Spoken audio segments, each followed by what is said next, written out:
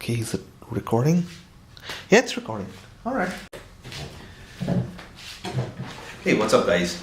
My name is Mithun, and this is one of the first YouTube videos that I'm going to do. It is more like kind of an awareness video, and I'm an amateur photographer myself. I've been dabbling in photography since the last 10 years now. I started with a very basic point and shoot Samsung NB8. Then I graduated over to the Canon SX20 IS, on which this particular video is being filmed. And then I switched over to the Canon 60D that you can see sitting on my desk right here. So, a couple of things. There were certain problems I faced while taking long exposure shots, and I thought that I should share the problems I faced with you so that you can learn from it and, make your picture better. And this is not about how to set the long exposure timings or things like that, but this is about using a remote and technically how to use it in the right way. So, what I did was I wanted to have a remote because no matter, even if I set a tripod, even if I would have literally hold my breath like this, never worked. So what I did was I thought that, if I use a remote, it would really be nice. Then I checked out certain videos. I asked certain people who are actually professional photographers here in India, and they said, yeah, use a remote. It's one of the best ones, and they come cheap. What they meant cheap was they come at 5,000 rupees, 7,000 rupees, high-end remotes, and I was like, what? Remote that much? Then somebody told me, no, there are cheaper remotes available as well. Just check it on Amazon. So I did that, and this is what I came up with. I narrowed my search down, and this is what I came up with. Viltrox. I hope you guys can see. Maybe? No? Yes, no. Okay, so Viltrox, Viltrox. This is a remote I came up with. It's pretty cheap, and this box has got three different things. One is the receiver, as you can see here. This is the receiver. It has got one button at the top, a jack on the left with the channel selector buttons, and then a basic on-off switch, along with a small LED here that you can see. This is a receiver. This is actually the remote. As you can see, it has got some nice buttons with a display on it. It also has a channel selector at the back. Now, I think within this short period of time you have noticed that this thing does not have any on-off switch anywhere, which means that the moment you insert your batteries in here, by default it switches on.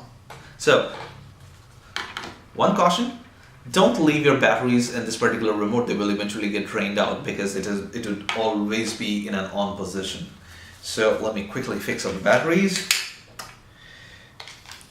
1, 2, done. Now see, I switched it on by automatically inserting the batteries. Like I said, it doesn't have an on or off switch. Now you've got the transceiver, or rather the receiver. You have to insert the batteries here. Now, this is Viltrox. One particular suggestion, Viltrox the company, or Viltrox the product, whoever the company is. Guys, one suggestion for the JY-710 box, please include a better manual, because this one sucks. It doesn't tell about which way the battery goes in. This product does not even have an indicator that says your negative goes inside, positive goes inside. But how would you know exactly what goes in and what not? Quickly, I'm going to show you if this works or not. So, let's say if you have inserted your batteries in this fashion, okay, positive first on the inside slot, negative first on the outside slot. When you close it, this LED should blink. So let me close it. Okay, switching it on, and it blinked, it's red. If you put the other way around, it will not blink. So, the next thing is that I'm going to plug in to this particular hot shoe here.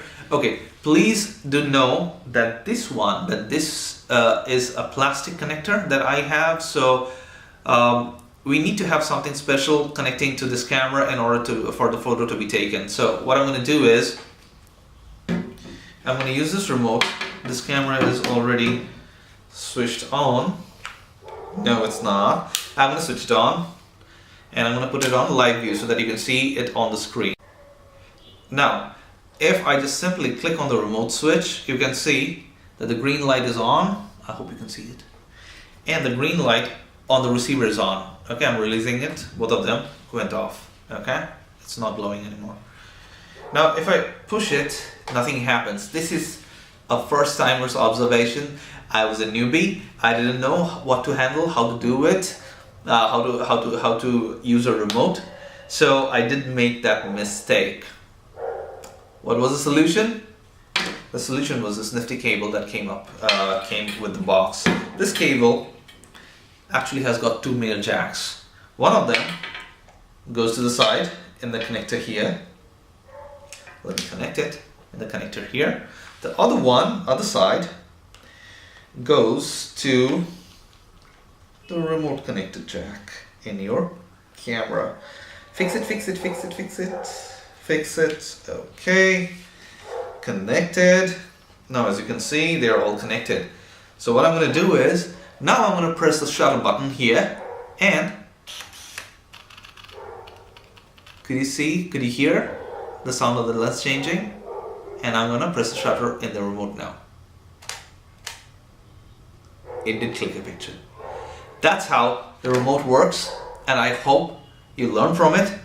Thanks for watching this video and have a great day.